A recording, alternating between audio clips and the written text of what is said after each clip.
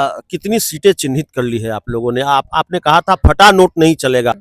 और बिहार में कम से कम ऐसे लोग शासन चलाएं जो ब्यूरोक्रेसी के कंट्रोल में ना हो।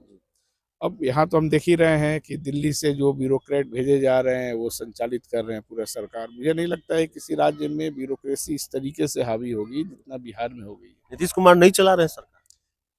सबे लोग जान रहे हैं। देखिए उनका उम्र, और अभी तो घटना हुई गांधी जी के शहादत दिवस पे भी वो ताली बजा रहे थे। हमारी छिपाई नहीं जाती है, वो छिपती भी नहीं है। तो बिहार में वोट किया, ठीक है, उनकी सरकार बनी जिन भी तरीके से बनी, लेकिन लोग चाहते हैं कि उनका मुख्यमंत्री डिसीजन लेने वाला हो। राष्ट्रपति शासन और इसमें क्या अंतर है? नमस्कार, आप देख रहे हैं 4 PM और मैं हूं अभिषेक मिश्रा। देखिए, इस वक्त हम पटना में कांग्रेस मुख्यालय सदाकत आश्रम में मौजूद हैं और इस मौजूदगी की वजह वैसे बताने की जरूरत नहीं है।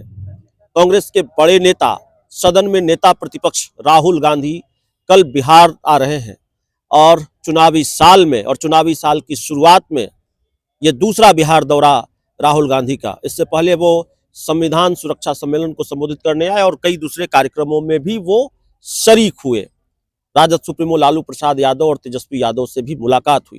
देखिए, इस वक्त हमारे साथ राहुल गांधी के बिहार दौरे पर बातचीत करने के लिए कांग्रेस के एक और दिग्गज नेता मौजूद हैं। किसी पहचान के मुहताज नहीं है। कांग्रेस के प्रभारी शाहनवाज आलम साहब हमारे साथ हैं, लेकिन हम तस्वीरें दिखाना चाहते हैं। कांग्रेस दफ्तर में इस वक्त चहल पहल है और कांग्रेस के नेताओं की मौजूदगी है। तैयारी चल रही है, मंथन चल रहा है राहुल गांधी के बिहार दौरे को लेकर। और इससे ज्यादा विहंगम दृश्य, इससे ज्यादा बड़ी तस्वीर कल देखने को मिलेगी जब राहुल गांधी बिहार दौरे पर होंगे और पटना में अलग अलग जगहों पर जो तस्वीरें देखने को मिलेगी वो उससे हम आपको अपडेट करेंगे। लेकिन शाहनवाज आलम सर से हम बातचीत करेंगे। बड़ी तैयारी चल रही है। यहाँ आया तो आप लोग लगातार मंथन कर रहे थे और पिछले कई घंटों से ये चल रहा है। प्रेस कॉन्फ्रेंस भी हुई। राहुल गांधी चुनावी साल में दूसरी बार बिहार दौरे पर है। वजह कुछ और वजह है कि भाई वो जयंती समारोह में शामिल होने के लिए आ रहे हैं। लेकिन जाहिर तौर पर राजनीति में बिना राजनीति के कुछ होता नहीं है। कांग्रेस जैसे बड़े नेता, राहुल गांधी जैसे बड़े नेता का दूसरी बार बिहार दौरे पर आना क्या पक रहा है सर? कि राजनीतिक लोग अगर किसी राजनीतिक व्यक्ति के जयंती में, पुण्यतिथि में जाएंगे तो जाहिर सी बात है उसका पॉलिटिकल मैसेज तो होगा ही। देश बिहार में जो पहले दलित समाज से कैबिनेट मंत्री थे, उनकी अगर वर्षगांठ मनाई जा रही है, उसमें देश के सबसे बड़े नेता कांग्रेस पार्टी के आ रहे हैं, तो निश्चित तौर पे जो लोग इसका राजनीतिक अर्थ लगाएंगे वो है। लेकिन सच्चाई यह है कि जो विचार है संविधान का, उसको हर प्लेटफॉर्म पे हम कैसे रखें, ये कांग्रेस पार्टी सोच करके इस तरह के तमाम, आप देखेंगे पिछले दिनों दलित समाज को लेकर के दिल्ली में भी एक बैठक हुई थी। क्योंकि हम जब स्वतंत्रता सेनानियों की बात करते हैं तो बेसिकली उनके संघर्ष और उनके विजन से ही संविधान उत्पन्न हुआ। हमारा जो स्वतंत्रता आंदोलन था उसके गर्भ से निकला हुआ संविधान है।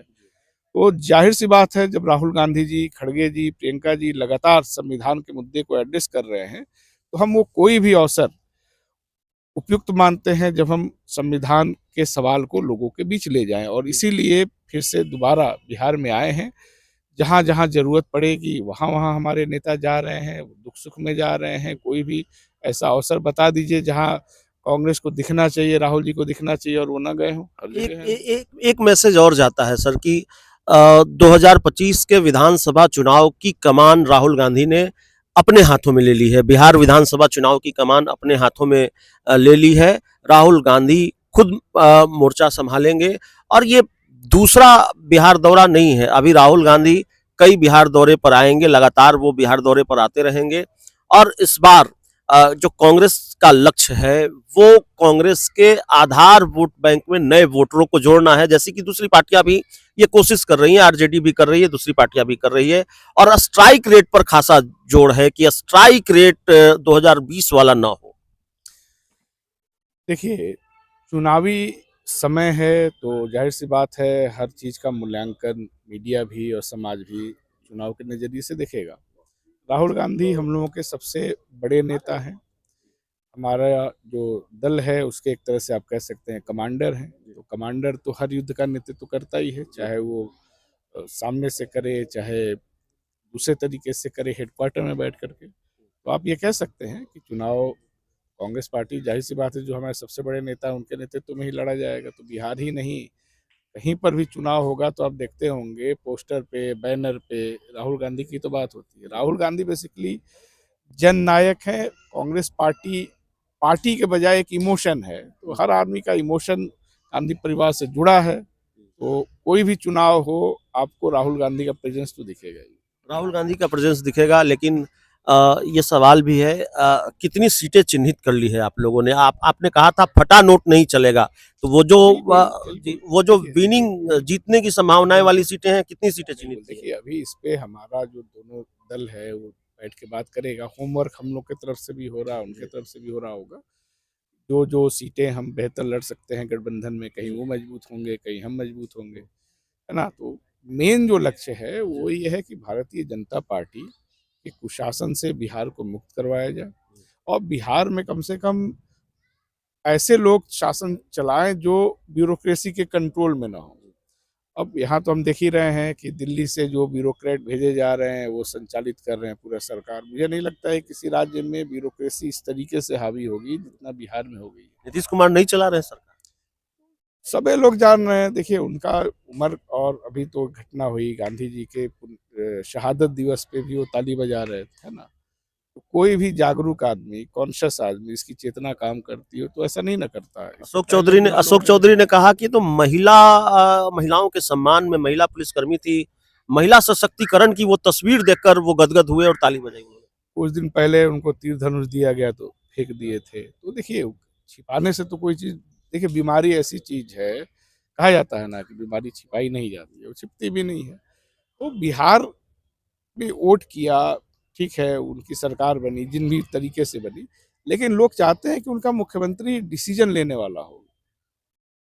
राष्ट्रपति शासन और इसमें क्या अंतर है? राष्ट्रपति शासन में जो राज्यपाल के जरिए होता है उसमें भी ब्यूरोक्रेट लोग चलाते हैं। तो आप और कह रहे ये हैं बिहार में राष्ट्रपति शासन जैसी जब स्थिति है? ब्यूरोक्रेसी चलाएगा, राजनेताओं को कोई कुछ भी नहीं करेगा, विधायक सांसद का कोई अहमियत नहीं रहेगा, सब लोग कलेक्टर लोग और अधिकारी लोग, मुख्य सचिव लोग चलाएंगे, तो इसको लोकतंत्र नहीं ना कहा जा सकता है। तो बिहार तो लोकतंत्र की जननी रहा है और इतना बुरा वर्जन डेमोक्रेसी का मुझे नहीं लगता कि देश के दूसरे राज्यों में होगा। कम से कम दूसरे राज्यों के जो मुख्यमंत्री हैं, दूसरे दलों के भी, उनके ऊपर ये तो टैग नहीं ना लग रहा है कि उनको कोई रिमोट कंट्रोल से कोई अधिकारी चला रहा है। आप इंडिया गठबंधन के एक महत्वपूर्ण दल हैं, इसलिए आपसे सवाल बड़ा लाजमी हो जाता है। मुकेश सहनी वो कह रहे हैं कि 4 विधायक हमारी बीजेपी ले गई थी, हम 40 जीतेंगे। तो कम से कम 40 से ज़्यादा सीटों की डिमांड तो है। आपको कोई आपत्ति नहीं है ना? कांग्रेस को कोई आपत्ति नहीं है ना? 40 सीटें उनको मिल देखिए, जाए। डिमांड तो सब लोग करेंगे, लेकिन जब असली असली चीजें तो तब होंगी जब सब लोग, लीडरशिप हमारा मेज पे बैठ के बात करेगा, है ना? और वो जब उसमें तय होगा तो आप लोगों से छिपा के थोड़े चुनाव लड़ा जाएगा। आप लोगों को भी बताया जाएगा कि कांग्रेस कितना लड़ रही है, आरजेडी कितना लड़ रही है, या लेफ्ट कितना लड़ रहा है। थोड़ा आप लोग धैर्य रखिए। अब मुझे लगता है कि अभी जो मेन इशू है बिहार का, वो ये है कि पॉलिटिकल हुकूमत होना चाहिए। नहीं, होमवर्क तो शुरू ब्यूरोक्रेसी, कर दिया होगा आप लोगों ने, लिस्ट बननी हाँ हाँ, तो हो होमवर्क गई हो होगी। रहा है तो हम जहाँ जचवाना है वहाँ ना दिखाएंगे, मीडिया में नहीं ना उसको जारी सर्वे करेंगे। चल रहा है ना? क्या नहीं, हम लोग घूम ही रहे हैं। मैं भी लगातार 12-13 दिन अलग अलग जिलों में प्रखंड स्तर तक जा करके मिल रहा हूँ। हमारे जो दूसरे सचिव जी हैं वो जा रहे हैं, तो ये सब तो चीजें हो ही रही हैं, होमवर्क हो रहा आखिरी है। आखिरी सवाल है, दिल्ली में आप मदद ले रहे हैं पप्पू यादव की, राहुल गांधी प्रियंका गांधी के चुनाव में पप्पू यादव की मदद ले रहे हैं, बिहार में उनसे थोड़ा किनारा किया हुआ है आपने, बिहार में थोड़ा दूर दूर रखा है उनको। नहीं नहीं, कोई दूर नहीं। देखिए, कांग्रेस पार्टी मजबूत हो, ये हर आदमी की आकांक्षा है। वो चाहे आम आदमी हो, चाहे जनप्रतिनिधि हों। बहुत सारे लोग हैं जो कांग्रेस पार्टी के सदस्य नहीं हैं लेकिन चाहते हैं। सोशल मीडिया देखिए, वो कांग्रेस का पोस्ट शेयर करते हैं। उनकी सदिच्छा है कि कांग्रेस मजबूत हो, है ना? तो ये एक बहुत अच्छी चीज़ है कि कोई अगर अ, पार्टी का ऑफिशियल सदस्य नहीं भी है और जनप्रतिनिधि हैं, वो लोग अगर कांग्रेस का सपोर्ट कर रहे हैं, इसका मतलब कि सब लोग मान रहे हैं कि कांग्रेस जरूरी है। और सर्वदलीय जो स्वीकृति है ना, वो कांग्रेस के पक्ष में ही है। इसीलिए तो लोग इस तरह के आकर के सपोर्ट कर रहे हैं, क्योंकि सबको लग रहा है कि अब देश को अगर बचाना है तो कांग्रेस को लाना है, और देश में ही सारे लोग, चाहे वो निर्दल सांसद हो चाहे किसी पार्टी के हो, जब देश बचेगा, संविधान बचेगा, तबे ना किसी की सांसदी भी बचेगी। चलिए, हमारे साथ कांग्रेस के दिग्गज नेता प्रभारी शाहनवाज आलम सर थे, और इस पूरी रिपोर्ट में इतना ही। बिहार की राजनीति से जुड़े कई महत्वपूर्ण सवाल, और सबसे महत्वपूर्ण सवाल राहुल गांधी के बिहार दौरे को लेकर। बहुत बहुत धन्यवाद।